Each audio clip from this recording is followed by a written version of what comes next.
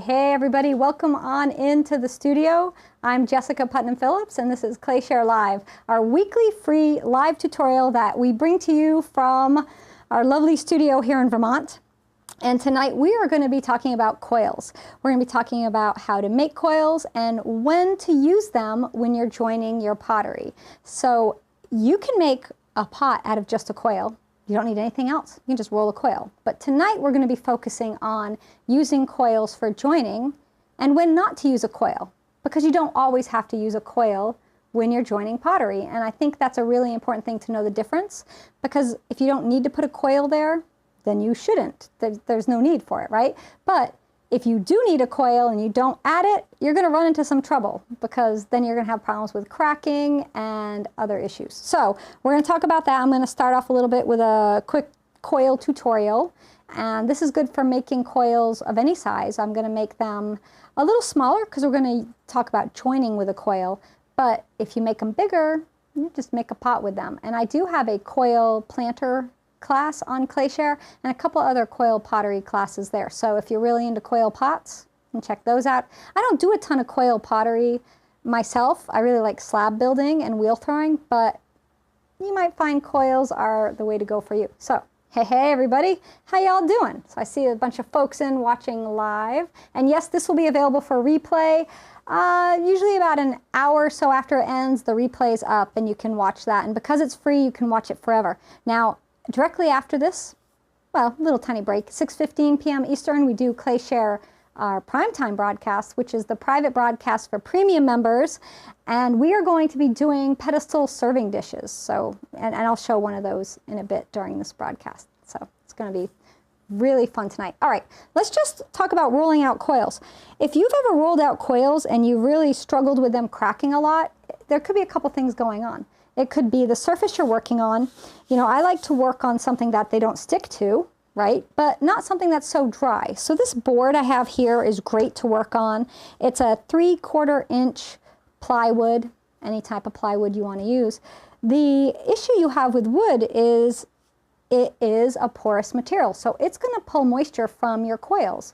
And what happens then is it can cause cracking. So what I like to do, if I'm going to be using a surface for coils that is porous, is I take and just a damp sponge and I run that across the surface just so it's not completely dry and doesn't dry my coils out any more than it has to. Now, if it's too wet, then when you try to roll your coils, you're just going to be sliding around on a wet surface. So we don't really want that, but we definitely want to have something that's not going to suck out any of the moisture we want to keep in our coils. And I'm going to come over here and hook up the, hey everybody, the folks on Insta so they get a better view. There we go.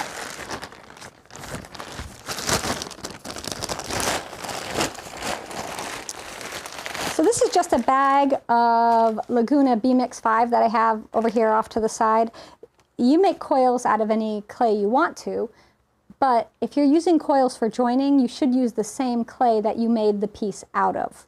Just makes sense, right? You want to use the same clay because it has the same makeup as far as the materials that go into it, the same shrink rate, fires to the same temperature. It's going to work. All right, so we've got a little bit of clay here, and I usually start out forming a coil bit in my hand, just turning it a little bit. And then we lay it down and we start to roll. Now, one thing about rolling coils is we roll it out, and then when we pull it back, I'm not actually applying any pressure to the coil. All the pressure is being applied on the roll out. Back is just bringing it to me. So a lot of times when people roll coils really fast, it looks like they're putting pressure on the coil, on the roll out and the roll back, but they're not. If you do that, what tends to happen is it squares off the coil. So instead of a nice roll, you're getting something, well, I'll do it. So you get this thing that is kind of uneven. Do you see the unevenness that we're having? And also it can become blocky, and so then you'll get like a thunk, thunk, thunk, thunk, thunk, thunk, thunk sound going on. So let me get this back. So this thickness of a coil right here is a nice thickness if we're going to make pots from it.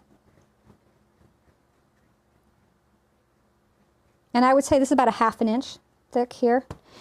And you can always check, you know, you want to make a pot from a coil, you just start rolling it up.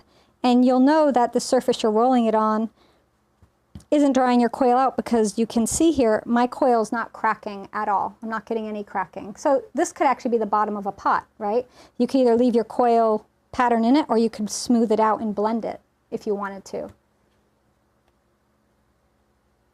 It must be warm here. I know. So Vermont's weather is crazy. You know, Monday morning we did our broadcast. I was in sweatshirts and we had the heat running. And now today, here I am in a t-shirt, and I actually have flip-flops on and like crop pants. I'm in like summer clothes. It's crazy. All right, so let's roll out another coil. And for joining, the size of your coil is completely going to depend on what you're joining together. So if you're joining a really thick, big piece, you want a really thick, big coil. But oftentimes when we're joining, you actually only want, you don't even need all that. You only really want a teeny tiny coil. You don't need these great big coils.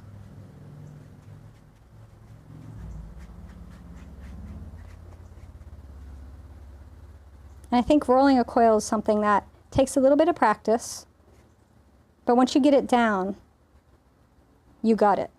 You'll never forget. And it's the kind of thing that you'll know by feel, right? So here's a nice little thin coil, perfect for joining. This is a good one. And so this is what we're going for. Now, if you're going to be making pieces and you know you're going to have a lot of joining to do, sometimes I'll make these ahead, and then you can put them either in a damp box or just lay them on a piece of plastic and then, you know, fold the plastic up onto it. You could also just put it in a plastic container. All right, you want to actually join, you want to talk about joining things, and if you have used coils and have trouble with the coils, this is the chance for you to ask me questions about coils, because we're not really making stuff, although we'll make something, but it isn't so much a how to make a something as far as a technical skill building tutorial tonight is what we're doing. All right, so times that we don't need to use a coil. We'll start there, right? Well, you don't need to use a coil when you're going to be taking a slab and joining the sides together. So if you made a cylinder, let me just quickly roll this clay here, and I will make a quick cylinder with it, and I'll show you why we don't need to use a coil. And I think it's really important to know when not to use them, because you don't need it, so why would you want to do it, right? So I'm just going to roll some texture, because if I'm going to make something, I might as well, you know, put a little texture on it. So this is a mug, and I've done lots of free mug tutorials. If you want to know how to make a mug, you should check those out. I also have a bunch of premium classes where we do mugs as well. So if mugs are your deal, I got a mug for you. There's a mug tutorial for you. And this is just a 4-inch by 12-inch rectangle I made out of craft foam. Makes a great mug template. It's kind of my standard go-to. All right, so we'll put this off to the side. Now when I cut it a little fast. So let me go a little slower and we'll talk about it. When I cut this as a bevel, right, on one side. And then I cut the other side the same beveled angle. Now it doesn't matter what degree that angle is. All that matters is that I hold that same angle on both sides. So it could be a sharper or bevel, because I could hold it more upright, or I could hold it more to the side and it would give me a little longer bevel. So this is the way that I do any kind of cylinder-based forms, and a lot of slab-built forms start with a cylinder. That's kind of the jumping off point for so many things we make. All right, so before I slip and score it, let's talk about why we won't use a coil here. So we have that bevel, right? And so we've created these bevels that are going to meet each other. They're the same angle, so you can kind of see how they meet, and they do overlap. So why won't we use a coil in here? Well, we've got a lot of material. We're overlapping one side over the other, and we're basically almost building in a coil. So what we need coils for is when we're adding pieces together, if there's not enough clay material there for allowing it to stretch or shrink as it dries, what will happen is your seam will burst a bit or you'll get some cracking.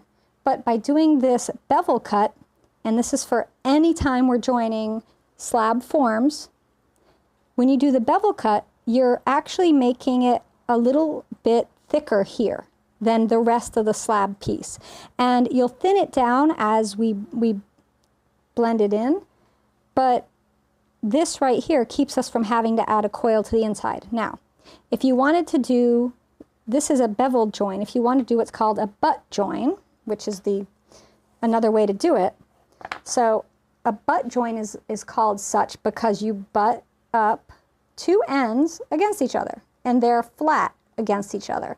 And so what happens here, and I can do a quick demo, even if we slip and score these guys right here, these two ends together, right?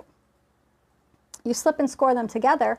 As we stretch this, it breaks apart because there's no material to help reinforce this join. And this can be something that you can do a butt join it together, right? And then let's go ahead and put a coil on it. And I'll show you what the coil can do. The reason I don't do this is because it's more work and it's not as attractive. Plus, I have all this texture on my piece. I don't necessarily want to obscure it with this kind of a coil. So I went ahead and I slipped and scored where it's going to go, and I slipped and scored the coil to make it a little flatter. And then you just press it on. And if I had to do this on a piece, I would definitely do it on the inside, but I'm doing it on the outside for demonstration purposes so you can see what's going on. So it's extra material here on the outside, and you know, we can blend it in. And you would do that on the inside, but you're still leaving a space on the outside that doesn't have enough material. Okay, let's bend it now. That doesn't break now, right? Because we put that excess clay there, it's what's making the piece stay together, right? So coil was necessary if you're doing a butt join, but by doing a bevel join, which I've done here, we're just going to join this together. And the thing about a bevel is you do want an overlap, and you want to make sure that overlap is significant. You want that overlap there. Don't do it just barely touching. So now we have a piece that's joined, and I'm going to go ahead and quickly, because I think it's harder to see, I'm going to cut a bevel, right? Slip and score both sides of that bevel. We're going to line them up, but we're not lining them up like this so that they just meet. We're actually overlapping, right? So you need to do that overlap.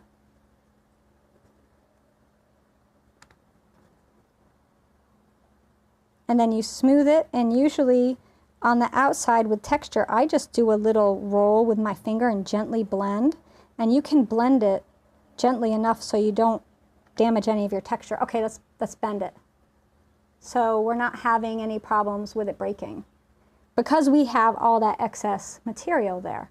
And as we blend it in, and you know, I usually press it, it makes it thinner so that's the same thickness as the rest. So it's not like we have a huge lump left behind when we do coils this way. So I want to see if there's any questions about this part for coils, using coils.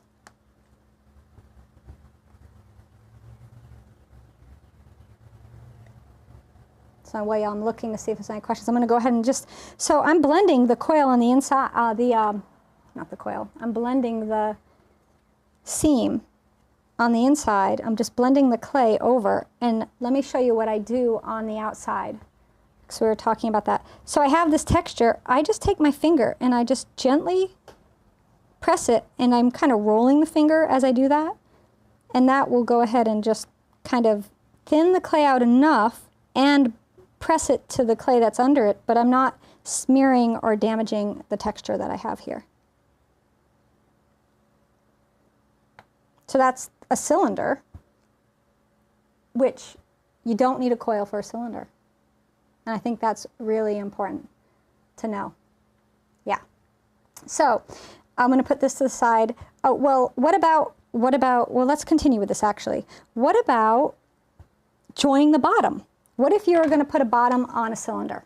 We do that, right? Because this is great, but it's just a cylinder with no bottom. So at this point, you've made something that could be a cool sculpture, but you can't really drink or eat out of it or put a pot in it or anything. So you need to attach a bottom if you want it to hold anything. So 4-inch circle cookie cutter makes a perfect bottom for a 4-inch by 12-inch rectangle built mug.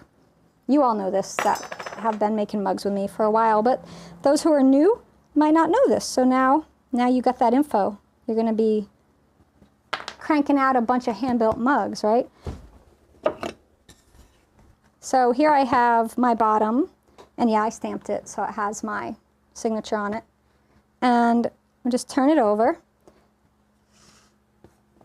And we're almost making a mug. We're not quite going to make the mug because we're not going to put the handle on it, but we should talk about that too, though, because you don't need a coil for that either. All right, so let's talk about attaching the bottom. Do you need a coil? Well, I'm going to show you my technique for something like a mug or cylinder shape, something, gosh, even 5 or 6 inches in diameter. I still don't put coils on it. What I do is this. I kind of make slip that works as a coil. I told you this was about coils, when to use them and not to use them. So not to use them is just as important. So we've got our little slab bottom slipped and scored, and we're going to slip and score the bottom of our cylinder. And you can go pretty aggressive with this.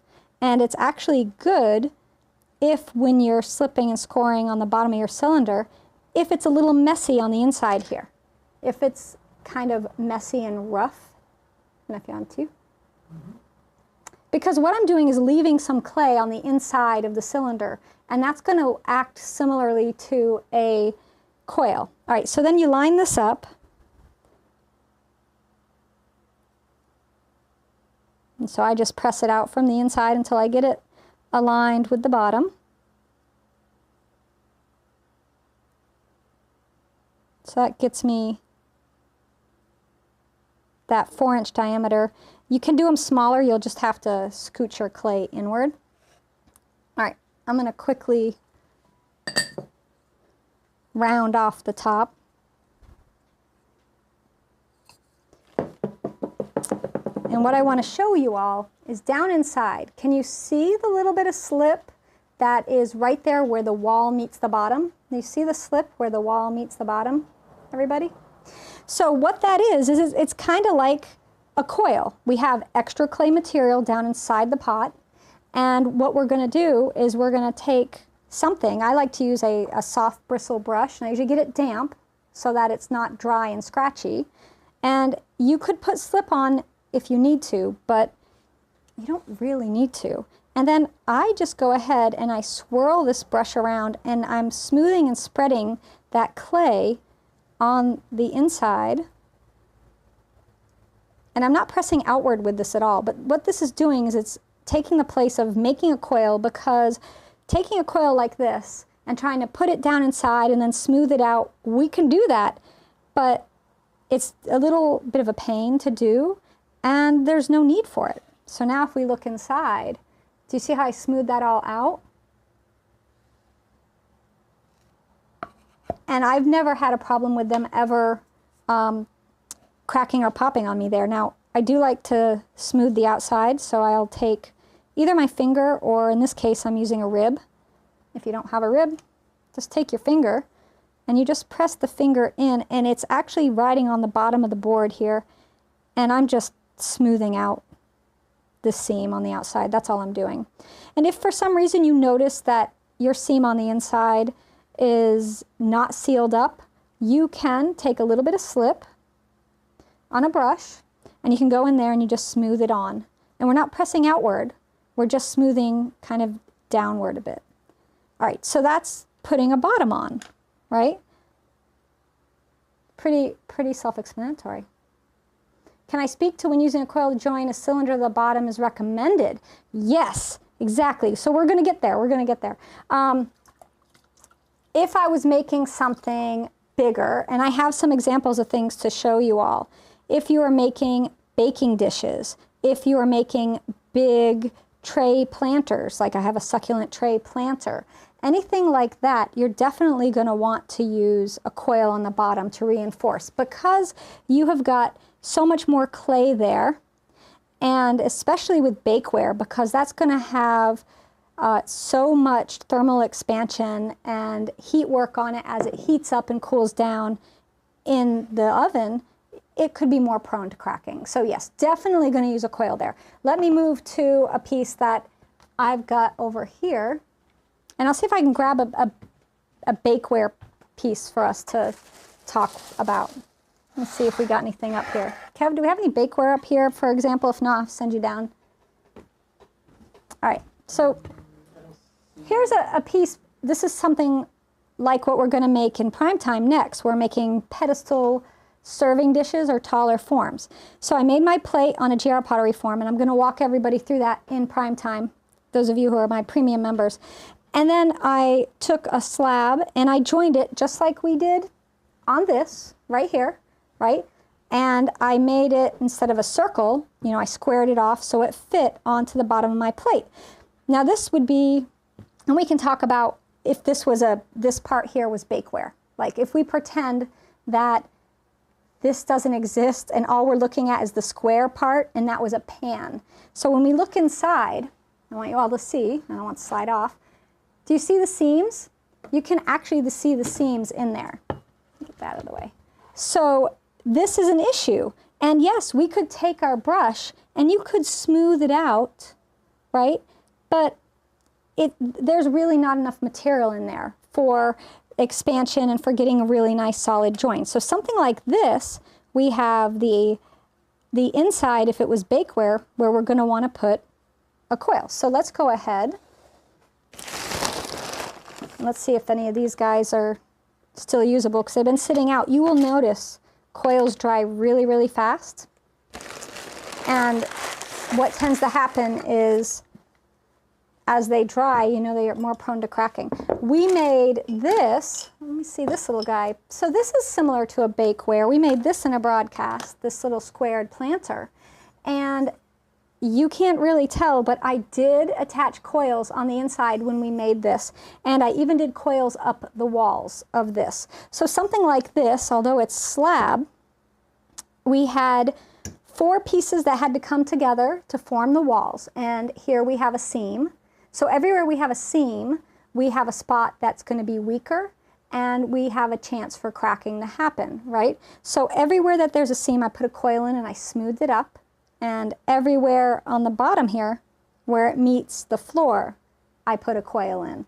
And that reinforces it, so you have no cracking. When we don't put coils on the outside of something like this, there's no need.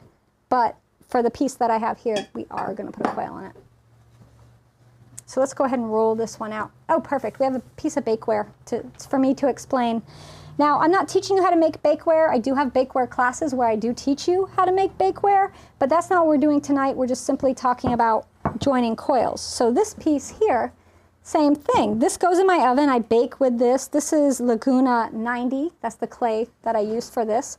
This is my cobblestone glaze and spearmint. That's the 2 glazes on here. And this gets baked in the oven all the time. I make everything in this. And if you look, you can sort of see that there's a little curve here. And that's from the coil that I attached when I made this.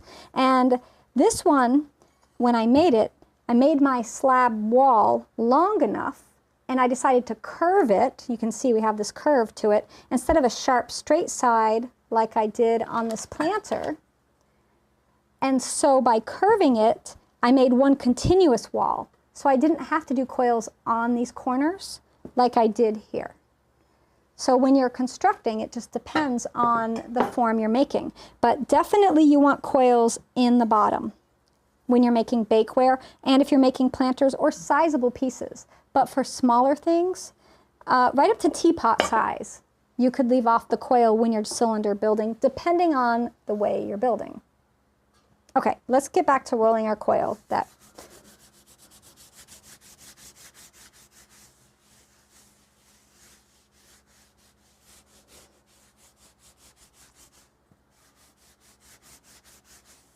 I see, folks. Yeah, the new floral batik, so that's one of my older designs that I redesigned. It's available as a 12-inch rolling pin. Today we put that out.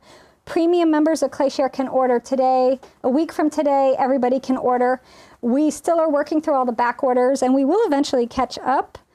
Just so everybody knows, we have our 4th laser machine shipped today, we just found out, so we didn't think it'd be here till September. But I think it's going to be here like in 2 weeks. So production will really pick up by a third, and we'll really be able to catch up on the orders. But yeah, we're doing open ordering now. All right, so we've got this coil rolled out. It's still a bit thick for what I'm going to use it so I'm going to thin it down just a tiny bit more. And I start in the center, and I'm just really using my fingers. I'm keeping my hands nice and flat, and I'm just working from the center outward. And if you find your coil gets too long and unwieldy, just cut it in half, slide it over, and keep working. All these other bits off to the side we can use later, you know, wrap them in plastic, keep them from drying out. All right, so here we have a nice coil to work with. I would say it's 1/8 of an inch in diameter, but that's not a thing to really get hung up on. All right, so here we have the plate that I'm going to be attaching this coil to. And this would be for anything that I'm attaching a pedestal base or a tall foot to, or anything like that. All right, let's take our little coil. And what I'm going to do is, using my serrated rib, I'm just going to pull it down, and that flattens it a little bit, right? And then on the inside where I'm going to attach it, I'm not actually going to use my serrated rib to slip and score on the inside where I'm going to put the coil. All I'm going to do is take that brush that has some of the slip on it, and I'm just going to put that in there, and that's going to work instead of slipping and scoring on the inside. All right, so now we'll start with the coil. And I just place it in flat side down, and then as I move it, I'm pressing it in, and I don't know if the camera will pick it. You're on the overhead?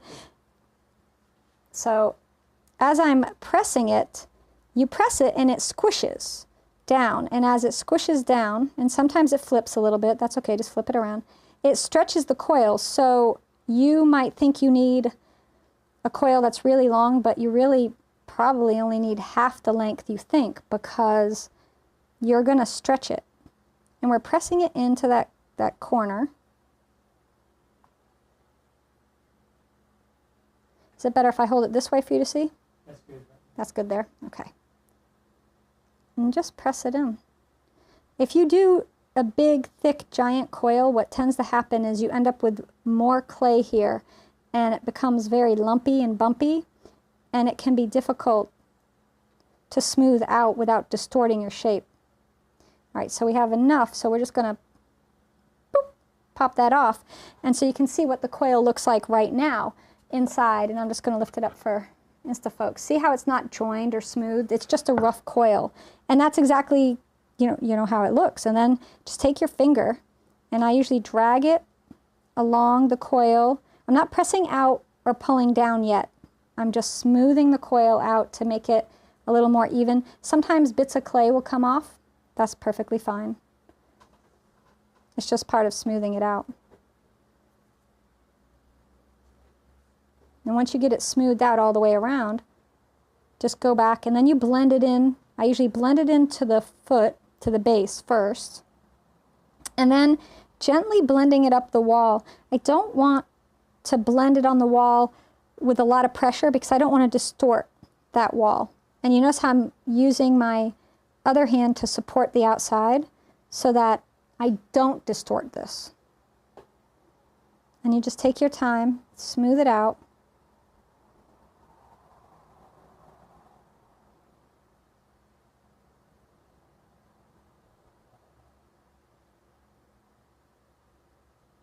There, so we have the coil on the inside, but for something like this, because we essentially had a butt join right here, because I was taking the, I'm just going to cut this clay and use this. I was taking a flat piece and then another flat piece and trying to stick them on each other. So there's no angle bevel, right? So it's basically a butt join. And so we can put it on one side, which we did on the inside, but that still leaves the outside here. That still leaves this side here, and that needs a coil too, because if not, it could crack there and that could become a weak spot. So we're just gonna go ahead and same thing. I got more clay here, and I'll roll on this and see if we got any questions while I'm rolling. So when using a coil to join a cylinder to the bottom is recommended. So they had the baking dishes, right? So do I have a class on lidded boxes? I do. I do have some lidded jar classes, and we have like treasure box, exactly. And we do sometimes use coils, but not always. You'll be surprised, we don't always use coils. All right, so for the outside, we're going to do the same thing as we did on the inside, where I'm just going to brush that slip on right in there. This is actually magic water mixed with a bit of slip from this clay here. And this is Laguna B-Mix 5, the new formula. I know there's been a lot of discussion about the switch with the B-Mix. And I have found for hand building, the B-Mix is just as great as it always has been. This is sliding a lot because I have a little spacer under here from GR Pottery Forms, and it's just a tiny little square, so it makes this rotate a lot. I'll flip it over before we're done and you can see it. I'll show you the whole piece. All right, so I slipped and scored, and on the outside, it's a little easier to control the flipping of your coil.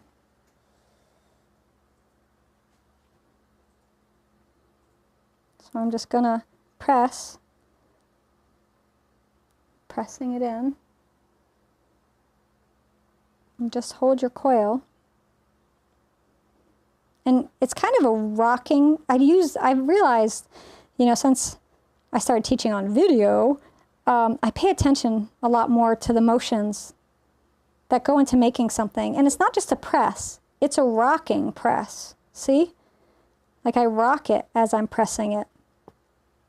And I think these are the things that are sometimes hard to pick up on if you're just watching, if somebody doesn't explain. I got more coil, but do you see that one coil got us more than halfway around? So make your coils, you make them as long as you want. You don't want to run out, you just roll out another one. But anytime in any of my classes that a coil is needed, I will show you how to use a coil, always. And if it's not needed, I will explain why it's not needed. And you can always put coils on if you want to. There's no rule saying, no, you cannot put a coil on that. If you want to coil something that I don't put a coil on, you can. It's just, I have found it's not necessary. But if you want to be extra cautious, or maybe using a clay that for whatever reason doesn't act the same way as the clay I'm using, then maybe you want to do the coil. All right, so blended it in to the bottom, right? And now going all the way around, we're just going to blend it into the wall. And so we have made a nice secure join for this piece here. To ever apply decorative coil, like a flattened coil with texture to secure but add design? So I sometimes do add decorative coils. I don't do them too much, mostly because I use a lot of texture, but we do have a version of this in the planter class. This is the ruffled, scalloped ruffled planter. Do you see these? These are kind of a coil that we've attached as a decorative element. But I do a lot of sprigs, and sprigs, I mean, if you think of a decorative, like a string of pearls as a sprig pearl string as a decorative coil, then yeah, I mean, that counts. All right, so I just got a little cosmetic stuff to clean up, to blend my coil in with my foot, and I just will do that usually with this red rib. This is like my favorite of the mud tool ribs for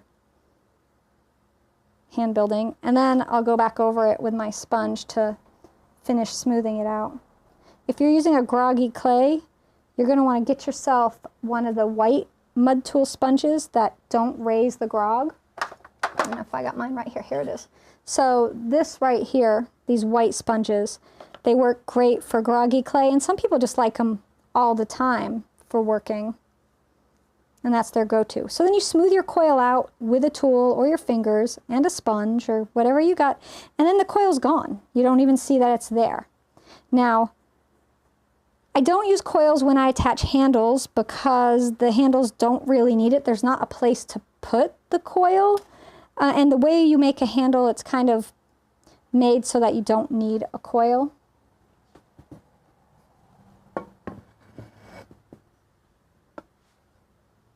All right, let's see if there's, so if pieces cracks at the point where the coil is, would that be because it dried too fast or unevenly? Yes, it could be. It also could be because the piece is too thick there, right? And so the thickness, let's talk about it. So right here, we've attached a coil to the outside and we've attached a coil to the inside. So we have an area that potentially could be thicker. And what happens is those areas will dry last, right? Because the clay, as it dries, the thinner areas are going to dry faster, and you could get cracking where it's too thick. So that's why we blended the coil in. You know, we smoothed it out, we blended it in, and so it is a tiny bit thicker than the rest, but it should not cause cracking. The other thing that can happen when we attach coils is if you slip and score it and you get the clay really, really wet right here and the rest of the clay is a bit dry, that now you've got this super wet area and this drier area, and as it dries, the wet area is going to be softer and the dry area could pull away. So you can get these cracks that are like a pulling away crack, and that's from the coil being too wet or the area where you applied the coil being too wet as compared to the rest of the pottery. So at what point in dryness do I add the coil? I usually do it right away. And this one, the dish is holding its shape because it's on a form. That's why. This one I made about an hour before the broadcast. And I'll even flip it over so you guys can see the inside of it and why it's holding its shape. Now the foot might be, do you see how soft this foot is? It's a little too soon and for my liking to flip it, but I'll do it quickly and it should hold its shape. And then I'll flip it back. But I want you guys to see this. Pop that off. See, this is why it's holding its form, because it had the GR pottery form inside it. So this is a pedestal serving dish, and this is like what we're going to be making later. And so now we have this cute little dish up on its little pedestal. Look how nice that is. Can it stay like this? I'm going to flip it back over just because the foot is not quite that ready. I did only make it an hour ago. Okay, and this is what I was talking about. It has that spacer, which is great to get this nice slope for the side, but it makes it a little wibbly wobbly on the board there. We'll flip it back over. See? So that's why it looked like it was holding its shape and it was really dry, but it wasn't. It's just because it's on the form. All right, so do I use a coil when I throw a composite form to throw a tall pot? All right, let's talk about that.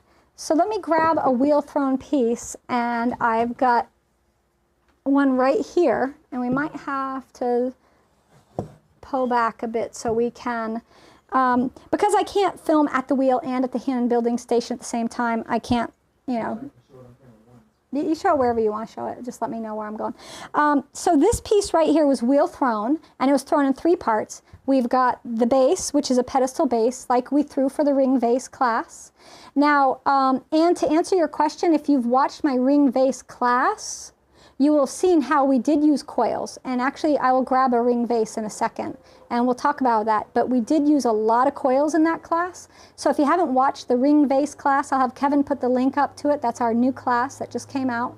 And we made in that class the body, different shape than this, a pedestal base, and a neck. And we attached all 3, and we made handles. And when we attached the base to our ring body, we did use a coil. And on this, although you can't tell, there's a tiny coil in here that I applied and smoothed in. And then when I put the neck on, I did the same thing. I put the teeniest tiny, I mean, when I'm talking about a tiny coil, let's see if I can show you. I mean, it is, got me on 2. It's minuscule. It's like 1/16 of an inch. It's teeny when I did the neck. Do you see how skinny this coil is right here? And that's what I put in here, just the tiniest bit. And then I smoothed it, just because it needed the little extra. And then when we attach handles, well, we don't really put coils here. It would be weird. Sometimes I do, however, not for the outside parts, but sometimes in here, in this section here, right in there, we'll put a coil in here. And you'll smush it down, and you'll smooth it out, and spread it around and everything. So, of course, you don't do that on a finished piece, but, you know, you do it on a piece you're making. Let me grab the ring vase, and I'll show you the ring vase, and we'll talk about all the places I did put a coil. Because I put a coil a lot of places. And I'll only grab, we made a pitcher, and I made 2 vases. But I'll grab these guys and show you. So this is perfect timing talking about coils to watch this class, because even if you're a hand builder, there's a lot of good information in it. All right, so here's the ring vases, and they're drying. They're pink because they have a bit of wax resist on them. I waxed the entire thing. Now in the class, I did say that I would be waxing it because that allows it to dry nice and slowly and evenly. Even though it is covered in plastic, it's an extra step. I might carve these, I haven't decided, so I'm still up in the air for that. But when we made this, we put a coil here, we put a coil here, and you can't even tell, it's blended in. I need you to grab that thing, focus is locking up. This, yeah. I'm so sorry. No, the focus really liked that vase. It's a great vase. So we did a coil here all the way around and a coil here all the way around. And then we attached our handles and we smoothed this handle all the way in. And then with the pitcher, it was the same exact thing for making the pitcher form. You know, coil here, coil here. Very easy. And we made the actual ring form too. So check out that if you want some more coil info. What glaze is on this vase? This is my chun on my red iron oxide slip that I make and carved. So this is my chun blue, which is like the best glaze because it's so versatile and it's food safe. Do you like that little song? Get a little song at the end of that. All right, what else are we doing? We're gonna. So what can you do when you're attaching things and it cracks? So I just filmed a little video talking about that for when you're joining a hand to prevent cracking on a handle. But what I do, if it's not dry all the way, I will take, let's see if I find it, a little ball stylus. You're gonna have to come in way, way close. And depending on where the crack is, you take a ball stylus, or if it's a bigger crack on a bigger piece, the back of a handle of a brush, and you rub that crack. And you rub it really well, and you kind of rub it out. Because usually those kind of cracks are superficial if they don't go all the way through.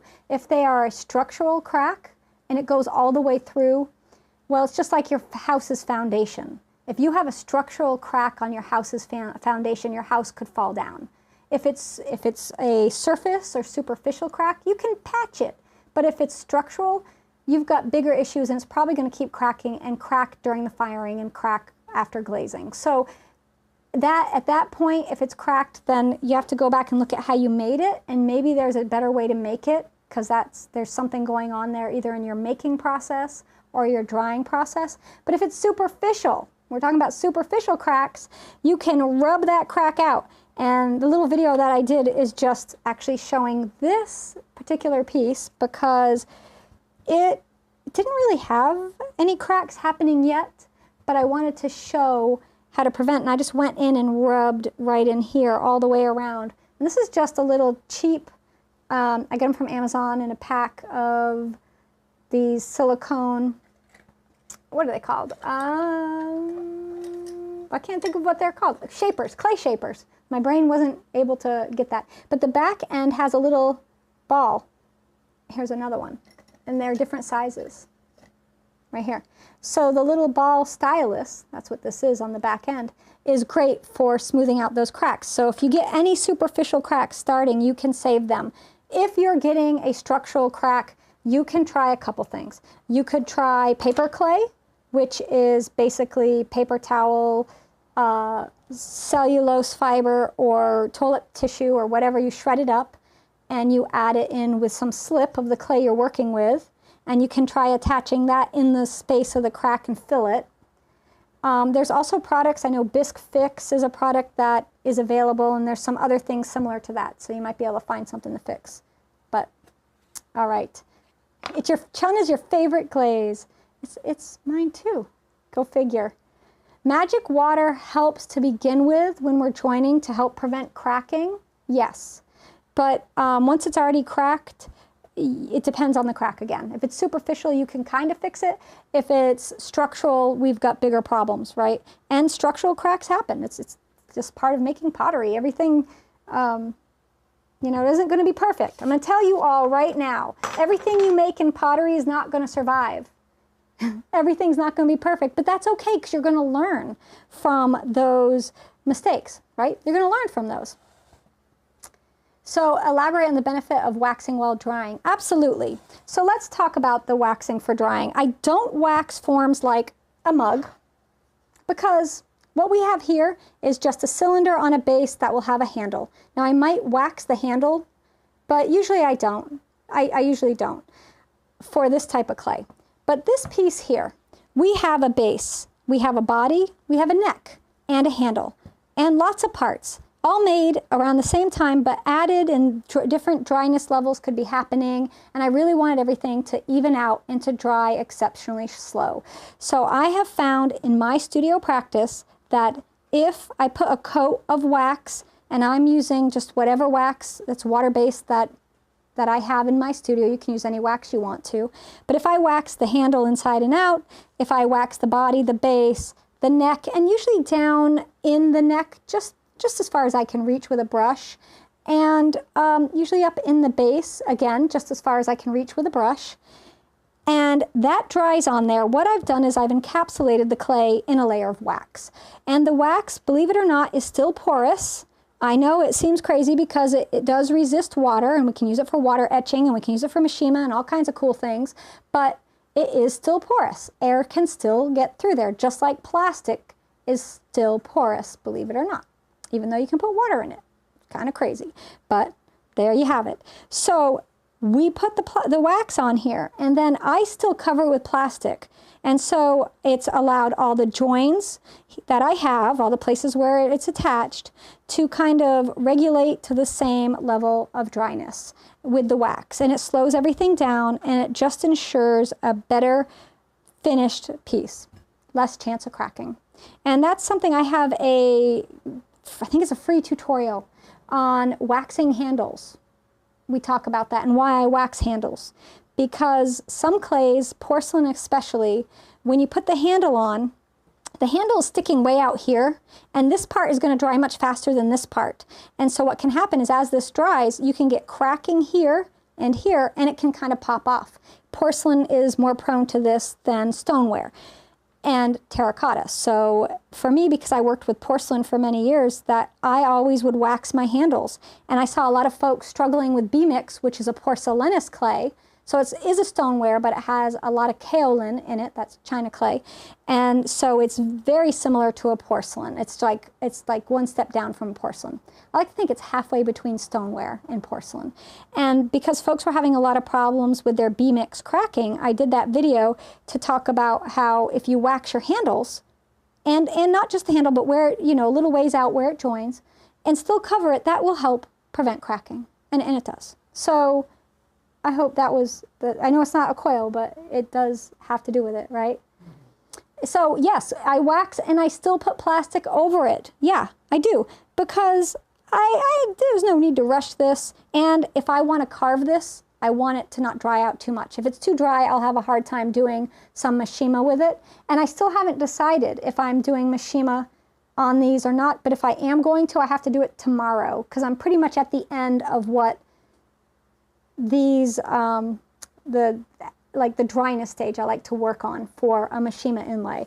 I think I'm going to carve this one and this one, but not the big one. And then we'll just glaze the big one that we did in the class. All right, so I'm going to put these to the side. I have to cover them up quickly in a minute. So, mind blown just now. There. Well, I'm glad it helps, and you try that out. It'll help you with if you're having any cracking issues. You know, I know it's another step to wax our pieces, but if it's the step that saves our pieces and gets us more successes, then it's a necessary and it's a worthwhile step to do, I think. So, yeah. So waxing, not just for bottoms, right? I should have titled the video, Wax, it's not just for bottoms. That would have gotten a lot of views. So for cracks that I find in the bisque stage, you've had 100% luck using Bisque Fix. Yeah, exactly. And Bisque Fix is a great product. It is a little expensive, it's true. And so you use it on the entire base of a mug if it was cracked just to test it. And it did fix it. Yeah. Yeah, I mean, it's a great product. So there's a lot of things out there to save things along the way. And it happens where you do every single thing right, like the whole way along. I'm just going to fix Instagram here. Where you're making a pot and you follow all the correct steps. You dry things nice and slow. You cover things under plastic. You use all the great joining techniques. You wax everything and it still cracks. That can happen. And so you pull out of the bisque, it's got a little crack on it. Bisque Fix can help you. I got my Bisque Fix at Ensika from Archie Bray's booth, I think is where I got it from. I think, but if you search up Bisque Fix, I mean, it's just bisque, like bisque clay, fix, you'll find it.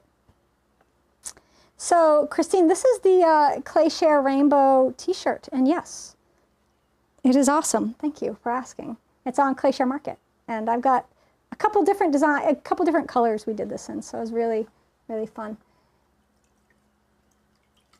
Yeah, it is. It totally is. Yeah, so we totally did a rainbow shirt, and I meant to do it sooner. It just took me, because I have nothing else going on. With all the free time in my life, it took us a little longer than we planned to get the t-shirt out there, but we got it there for you guys. So, all right. Yeah, go get yourself a rainbow. So it's not, has the wax discolored the clay? Oh, the Bisque Fix discolored your clay.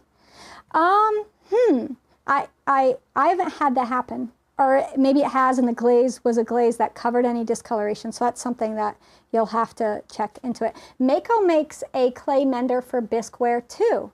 Good to know. So the wax I'm using is Mr. Mark's Wax On wax. I'll grab the bottle. It comes, you know, I'm going to tell you, and we talked about this, oh my gosh, I don't know, on Monday morning maybe, in the broadcast.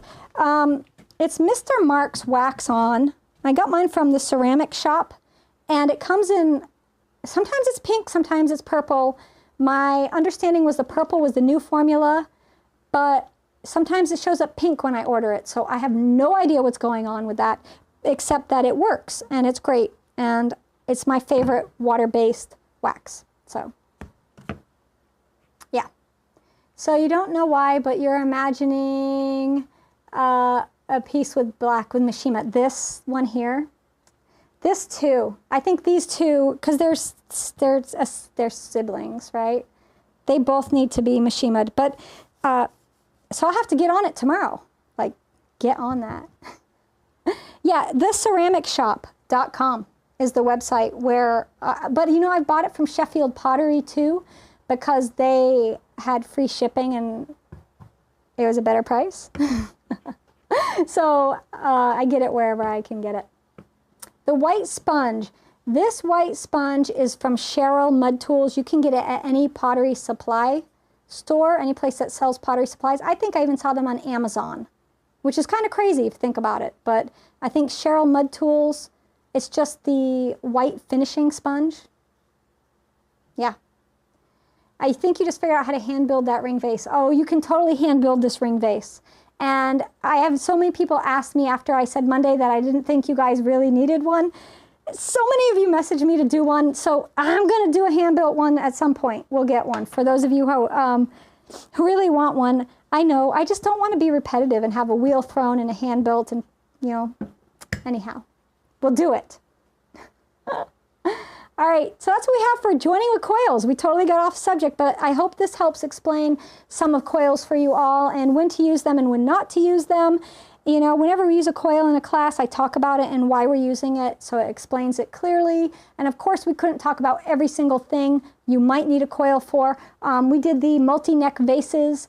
When we did the wheel-thrown multi-neck vase, you know, we put coils on the outside of that, but not on the inside of that vase. So there's times where you want a coil on the inside, times you want coils on the outside. It really just depends on that particular piece and what you're going for. So that's what I got.